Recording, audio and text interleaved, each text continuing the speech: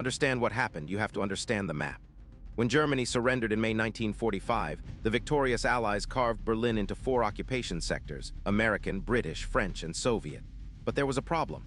Berlin sat 110 miles deep inside the Soviet occupation zone. The western sectors, home to 2.2 million Germans, were an island of Western democracy floating in a sea of Soviet control. For 3 years, that arrangement held. Then on June 20, 1948, the Western Allies introduced a new currency, the Deutschmark, in their zones. Stalin saw it as a declaration of economic war. His response was swift and total. On June 24 at midnight, every road, every railway, every canal, and every electricity line connecting West Berlin to the western zones was cut. The city was sealed. No food in, no coal in, no medicine in. The situation was catastrophic. Berlin needed a minimum of 4,500 tons of supplies per day just to survive. Food stocks were calculated at 36 days.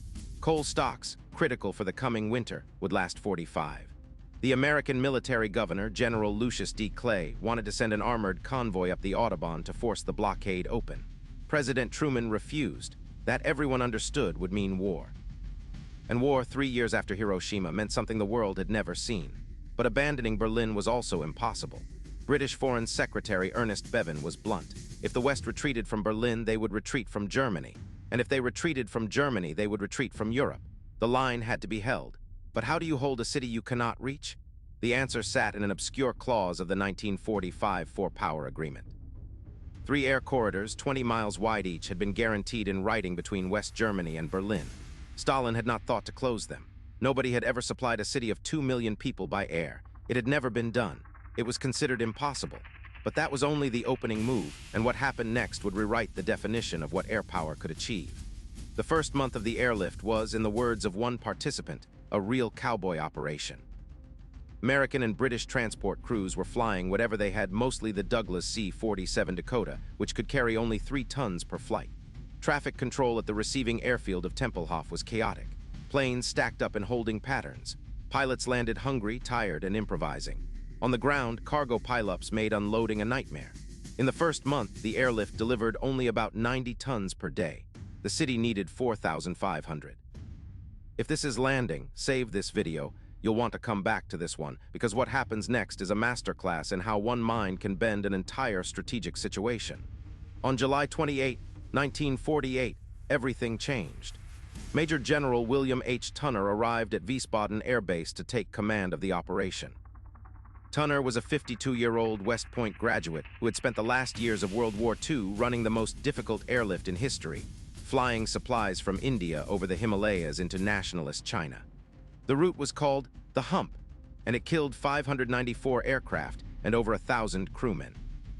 But under Tunner's command, tonnage over the Hump rose from 18,000 tons a month in 1944 to over 71,000 tons per month by 1945. His nickname among crews was Willie the Whip. He did not care about the nickname. He cared about tonnage. Tunner walked onto the ramp at Wiesbaden and later wrote that what he saw made him physically sick. Planes taking off out of order. No standardized approach. Pilots wandering the flight line. Crews eating in one place, sleeping in another, briefing in a third. He said it looked like the anteroom to hell. Then came what pilots called Black Friday. On August 13, 1948, low clouds hung over Tempelhof. A C-54 crashed and burned at the end of the runway. A second C-54 blew its tires trying to avoid it. A third ground looped. In minutes, the entire arrival stream backed up over Berlin in a chaotic stack, planes circling in near-zero visibility with limited fuel. It was a disaster waiting to become a massacre. Tunner, flying in the stack himself, radioed the tower with words that would define the rest of the airlift. Every aircraft in the stack, he ordered, would return to base with its full cargo. From this moment forward, if any pilot missed his approach, he would not go around, he would fly the entire load back to West Germany. There would be no second attempts. There would be no improvisation. There would be a system and everyone would obey it. The system Tunner built was mathematical. One aircraft landed at Tempelhof or Gatto or the new Tegel airfield every 3 minutes, 24 hours a day. Every plane flew a straight-in approach. Pilots were forbidden to leave their aircraft during unloading. Mobile snack bars staffed by German women brought coffee and sandwiches to the cockpit. Whether briefings, maintenance rotations, crew rest, every minute of every day was choreographed.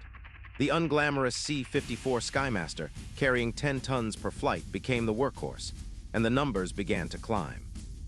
By the fall of 1948, Operation Vittles, as the Americans called it, alongside the British Operation Plainfare, was delivering the required 4,500 tons per day. By winter, when Berlin needed even more coal, they were delivering 5,000, then 6,000. Coal, incredibly, made up 65% of everything flown in. Flour, dehydrated potatoes, powdered milk, sugar, medicines, newsprint. Every gram of what a modern city consumes was arriving in the belly of a cargo plane. The scale is difficult to imagine even now. Aircraft flew from Rhein-Main, Wiesbaden, and Fassberg in West Germany. In Berlin, they landed at Tempelhof at Gatto and at Tegel, an airfield built from nothing in 90 days by 19,000 Berliners, including women who cleared rubble by hand. The runways were paved with crushed brick from the ruins of the bombed city they were now saving. And then there was Lieutenant Gail Halvorsen, a young American pilot who noticed a group of German children watching the planes through the perimeter fence at Tempelhof. He had 2 sticks of gum in his pocket. He broke them and passed them through the fence. The children did not fight over them. They passed the pieces around and sniffed the wrappers. Halvorsen was so moved he promised to drop candy from his aircraft the next day. He would wiggle his wings so they would know it was him. He made tiny parachutes from handkerchiefs. Then other pilots joined in. Then American schoolchildren started sending candy.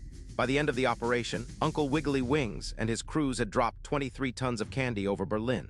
For a generation of Germans, that gesture, more than any speech, defined who the Americans were.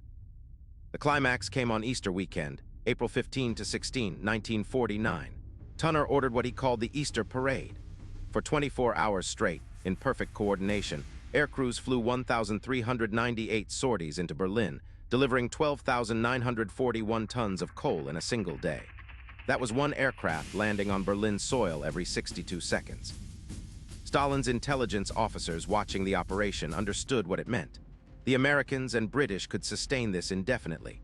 The blockade had failed. On May 12, 1949, at 12:01 in the morning, the Soviets reopened the roads, rails, and canals to West Berlin without warning or announcement. The blockade was over. Over 11 months, Allied aircraft had flown 277,569 sorties and delivered 2.3 million tons of supplies. 101 airmen, 40 British, 31 American, and 30 Germans had died in accidents to keep the city alive. Not one plane had been shot down. Not one Soviet soldier had been killed. Not one American had fired a shot. But here is the question historians still ask. Could Stalin have stopped it?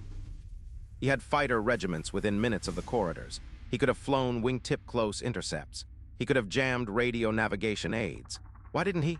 Which brings us to the aftermath and the reason this single operation reshaped the entire 20th century. The Berlin airlift did more than save a city. It defined the terms of the Cold War for the next 40 years.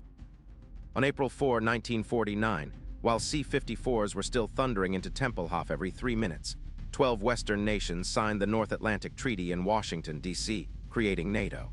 On May 23, 11 days after the blockade ended, the Federal Republic of Germany was formally established. The airlift had made both events politically inevitable. Stalin's calculation had been simple. Cut off Berlin, force the Western Allies into a humiliating retreat, and the whole architecture of a rebuilt Western Europe would collapse. Instead, the opposite happened. The airlift transformed the Germans, recently the enemy, into partners. It transformed the Americans, in the eyes of the world, from occupiers into protectors. It proved that the West would fight, but that it would fight on its own terms, choosing logistics over bullets. Stalin lost more than a confrontation. He lost the moral argument for the next generation. For the military profession, the lessons went deeper. General Tunner's methods, the standardized approach, the mathematical schedule, the crew rotations, the emphasis on maintenance and forecasting, became the foundation of modern strategic airlift. When American forces surged into Korea in 1950, Tunner was called back to run the Korean airlift. His fingerprints are on every operation the U.S. Air Force Air Mobility Command has run since, from Vietnam to the 1973 Yom Kippur War resupply of Israel, to the 1990 buildup before Desert Storm, to the humanitarian operations in Somalia and Haiti and Afghanistan. The deeper lesson, though, is the one the title of this video points at. War is not always won in battle. Sometimes it is won by the side that can move more, faster, longer than the other side believed possible. Napoleon said an army marches on its stomach. Tunner proved that in the 20th century, a city could survive on the wings of one man's schedule. Drop it in the comments. Do you think Stalin should have shot the planes down? Or was backing off the smartest move he ever made? I want to hear which side you would have taken. CTA 1213 Min. If you made it this far, you are the reason this channel exists. Every video takes weeks of research, and this one, with all the operational records, casualty numbers, and diplomatic cables cross-checked, took even longer. If you want more deep dives into the moments that reshaped modern warfare, subscribe and hit the bell icon. New battle every Wednesday. And if this video is teaching you something the history books skimmed past, share it with one person who loves military history. That is how this channel grows. Outro 1315 Min. William Tunner died in 1983, largely unknown to the American public. He had commanded the greatest logistical operation in the history of aviation without ever leading a bayonet charge, without ever ordering an artillery barrage, without ever losing a soldier in combat. His weapon was a stopwatch. His battlefield was a runway, and his victory was measured not in enemy dead, but in living children, 2.2 million of them, in a city the Soviets had condemned to starvation. The lasting lesson from Berlin is this. In modern war, the side that solves the impossible logistical problem does not just win the battle. It wins the argument. It wins the story. It wins the future. Every commander from Schwarzkopf to Petraeus has studied Tunner's schedule. Every airlift operation since has been measured against his standard. If this hit, my next video breaks down the naval mistake that decided the entire Pacific War in less than 5 minutes. Admiral Nagumo, Midway, June 4, 1942, the 5 minutes that historians call the most consequential in modern military history. Do not miss it. I will see you there. In June 1948, Joseph Stalin sealed off West Berlin with 1.5 million Red Army troops. Inside the city, 2.2 million civilians had 36 days of food. In Washington, every senior general said the city could not be saved. This is the story of the Berlin blockade and the Berlin airlift, the first true crisis of the Cold War, and the story of General William H. Tunner, the American officer who had already conquered the impossible once, over the Himalayas in 1944. Between June 1948 and May 1949, Tunner's crews flew 277,569 sorties into Berlin, delivering 2.3 million tons of supplies at a peak of 1, landing every 62 seconds. They defeated Joseph Stalin without firing a shot. This is how one man, armed with cargo planes and a stopwatch, forced the Soviet Union to blink first, and why military academies still teach his methods today. Timestamps: 00, 00 Hook 00, 45 The Sealed City, Berlin 1948-03, 00 The Man Called Willie the Whip 06, 00 Operation Vittles 09, 00 The Cold War Blueprint 12, 00 Subscribe 13, 00 Legacy of the Airlift.